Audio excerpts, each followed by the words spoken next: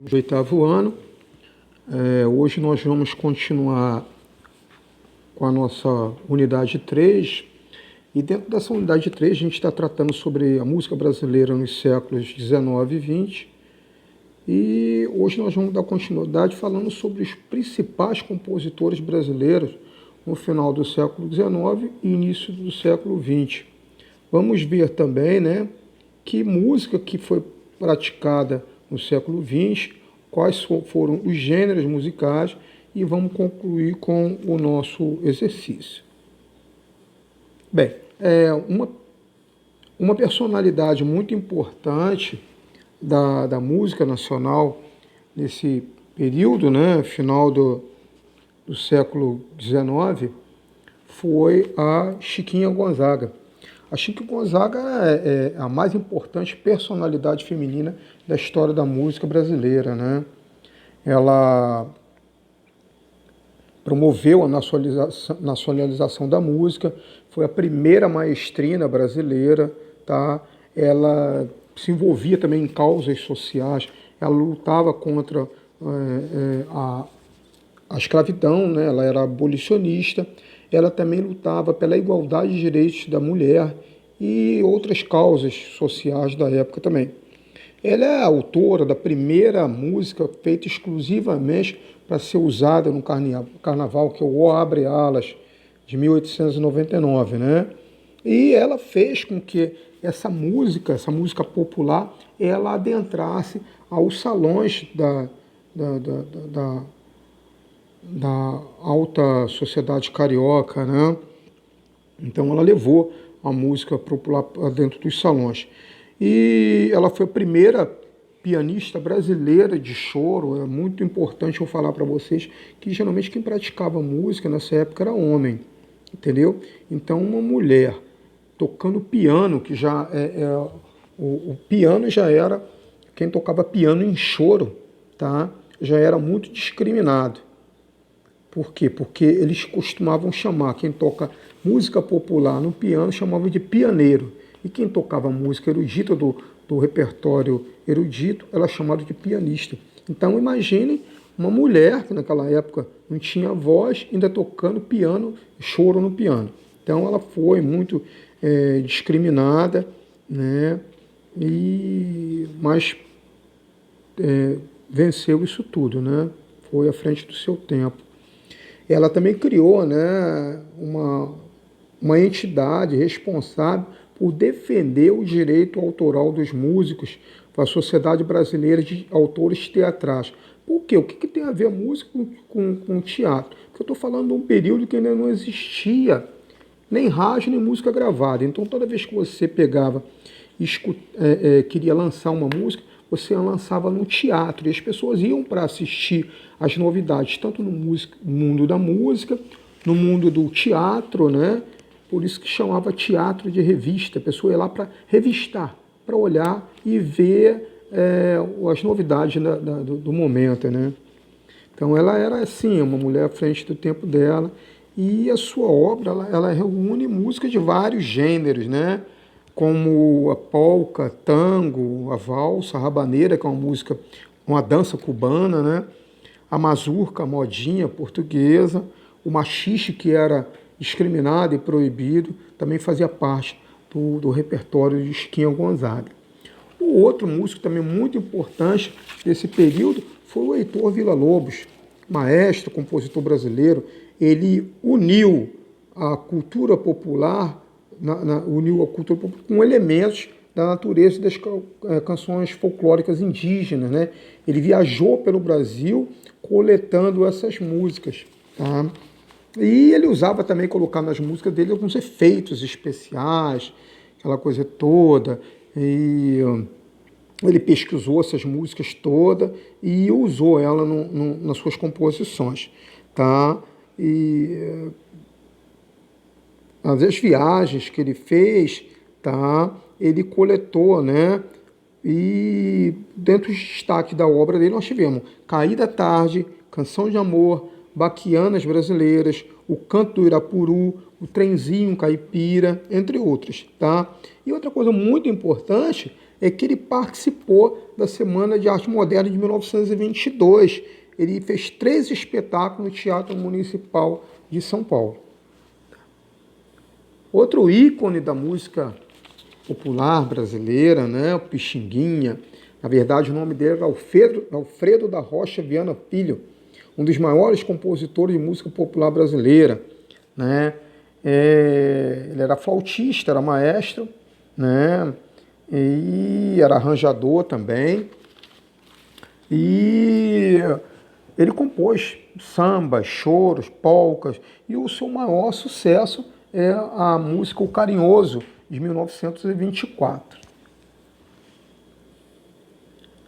Cartola, né? Na verdade, o seu Cartola, o nome dele era Agenor de Oliveira, era cantor, compositor de samba, ele morava no Morro da Mangueira e ele foi um dos fundadores da Escola de Samba Estação Primeira da Mangueira. Ele era casado com a dona Zica, né? E os dois, ele compunha sambas, né? Com importantes nomes da música popular brasileira, como Carmen Miranda, Noel Rosa, Heitor Villa-Lobos, com Pixinguinha, tá? Só que em 1960, ele com a esposa dele, a dona Zica, que descobriu que ela tinha pendores para cozinha, para cozinhar, ela gostava muito disso, e ele abriu um restaurante. Só que esse restaurante era muito especial, esse restaurante tinha uma peculiaridade muito grande.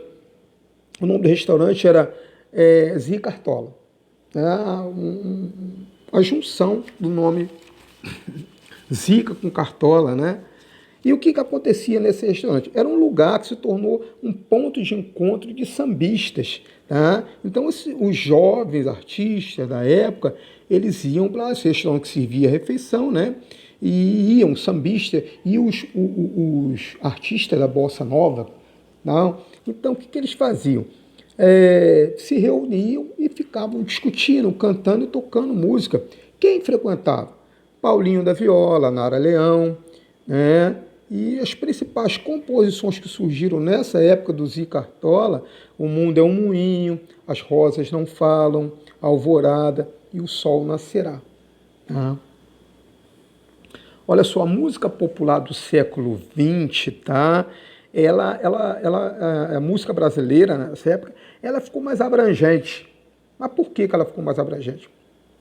Porque nessa época surgiu aqui no Brasil, mais especificamente aqui, a rádio.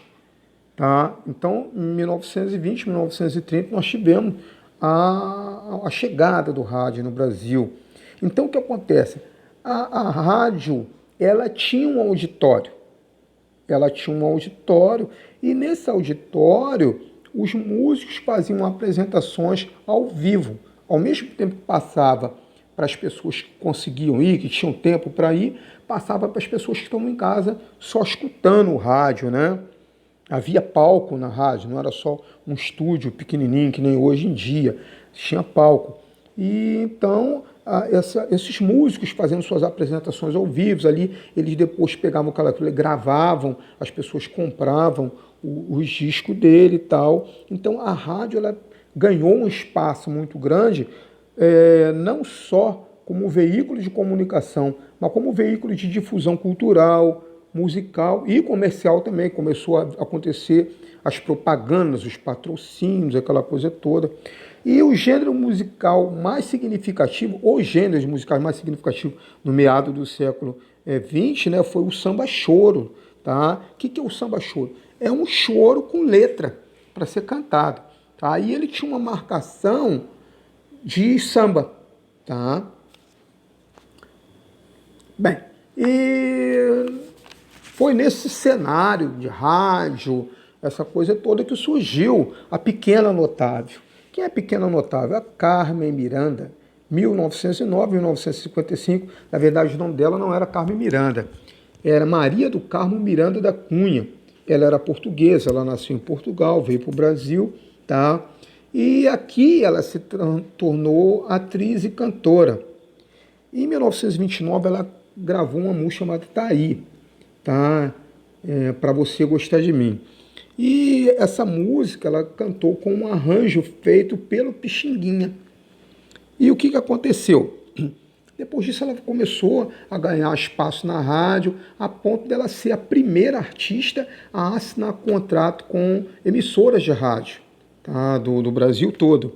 E ela participou de filmes sonoros. Quando o filme nacional começou a ter som, ela fez 2 filmes, que foi Alô, Alô Brasil, de 1935, e Alô, Alô Carnaval, de 1936. Tá? Bem, com isso, ela acabou sendo descoberta por um empresário norte-americano que convidou a Carmen Miranda para fazer shows nos Estados Unidos, e no meio desse show todo apareceu uma oportunidade dela fazer filme. Então, de 1940 até 1950, ela ficou nos Estados Unidos e fazendo uma série de filmes em Hollywood.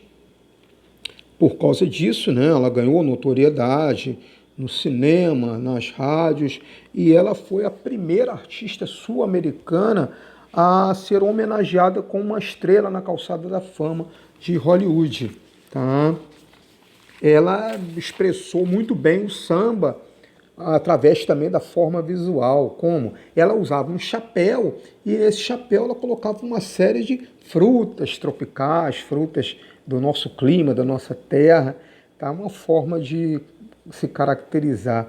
E por causa disso isso virou uma marca de Carmen Miranda.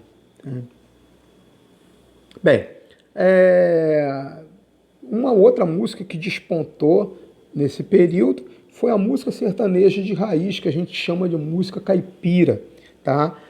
Foi nos primeiros anos do século XX, e geralmente esse tipo de música ela era baseada, ela usava os cantos tradicionais da região, da caipira, do interior, né? São Paulo, Minas Gerais, tal. E o que falava a letra dessas músicas?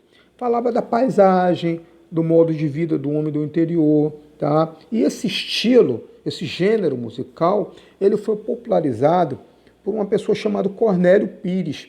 O Cornélio Pires, ele tinha um programa no rádio em que ele exibia, ele botava esse tipo de música. Tá? E ele gostava de compor também, tanto que ele compôs a primeira música sertaneja a ser gravada no Brasil, foi justamente de autoria do Cornélio Pires, que foi Jorginho do Sertão.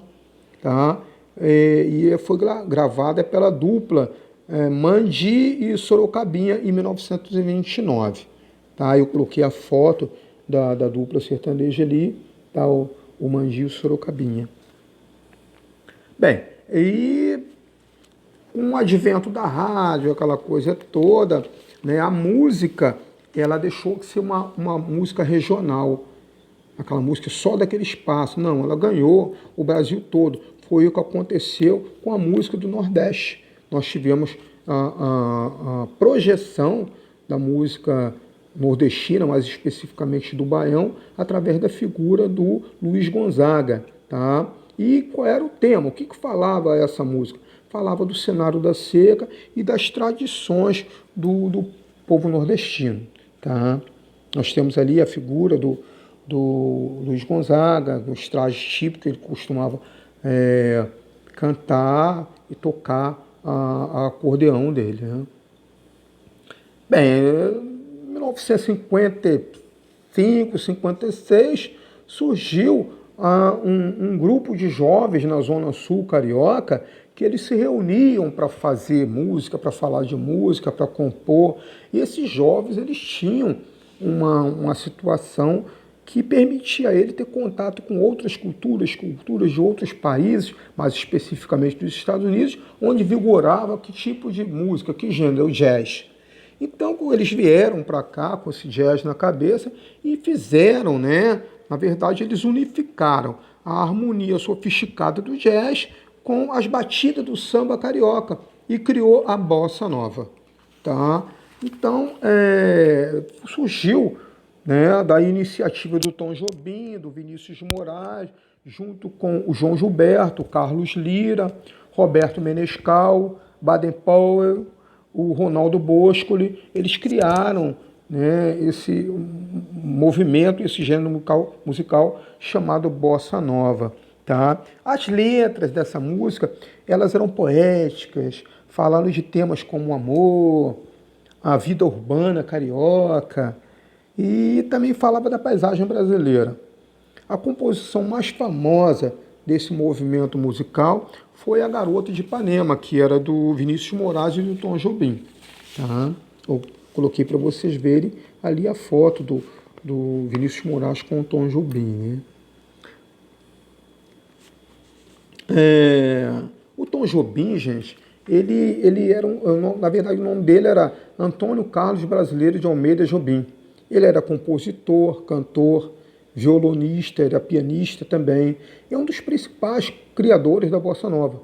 Então ele colocava, ele inventava, né, na música dele sonoridades que a gente não estava nem esperando, né, e ele acrescentava isso nas composições dele. Até o próprio piano que ele tocava influenciado pelo jazz, né? E a letra das músicas dele enaltecia a paisagem carioca, as belezas do Rio de Janeiro, né? E teve vários sucessos, como Chega de Saudade, Samba de uma Nota Só, Desafinado, entre outros, né? E em 1967 ele ganhou notoriedade internacional quando ele gravou um álbum com Frank Sinatra. Tá? Coloquei para vocês verem a foto do Tom Jobim, né? Agora a gente vai falar do grande parceiro Tom Jobim, que foi o Vinícius de Moraes. Marcos Vinícius da Cruz de Melo Moraes. Era poeta, compositor, né? Ele escreveu, teve a primeira canção registrada em 1932, que era Loira ou Morena, né? Escreveu o primeiro livro dele em 1933, que era O Caminho para a Distância, né? E ele também atuava como crítico, né, de cinema no jornal Amanhã, né? Escrevia também peças de teatro, essa coisa toda, e isso na hora de folga, porque ele era diplomata e ele chegou a servir nos Estados Unidos, na França, na Itália, tá? E o grande encontro de Tom Jobim com Vinícius Moraes aconteceu numa peça escrita por ele, em que ela foi toda musicada pelo Tom Jobim. Tá? Ele musicou toda a peça e o tema dessa peça foi Se Todos Fossem Iguais a Você. Em 1955, isso selou o encontro dessas duas personalidades da Bossa Nova. Bem, relembrando tudo que a gente falou, né, é importante que vocês não esqueçam, tá, que dentre os compositores brasileiros do final do século XIX e início do século XX, nós tivemos Chiquinho Gonzaga, Heitor Villa-Lobos, desculpa, Cartola, Pixinguinha. E quanto à música brasileira do século XX, nós vimos que a música brasileira ficou mais abrangente com o surgimento da rádio, tá? O rádio se tornou também um grande meio, né, de difundir a cultura, de meio de comunicação de massa também, um meio de difusão da música e